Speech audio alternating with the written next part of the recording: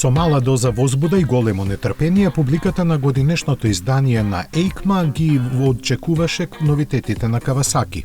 Имаше и што да се чека, но јапонците ги криеа од погледите до последен момент. Во меѓувреме можеа да се разгледаат само обновената ендуро гама и специјалните изведби на Ninja по повод 40 годишнината на моделот. Вистинското беше представено на пресконференцијата сосема новите Ninja 500 и Z500.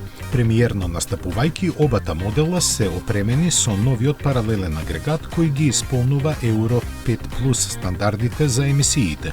Своите 45 конски сили ги пренесува преку 6-степен менувач со лизгачка спојка за на новите возачи да им го олесни кротењето на силата која одлучно се сложува со лесната решесткаста рамка.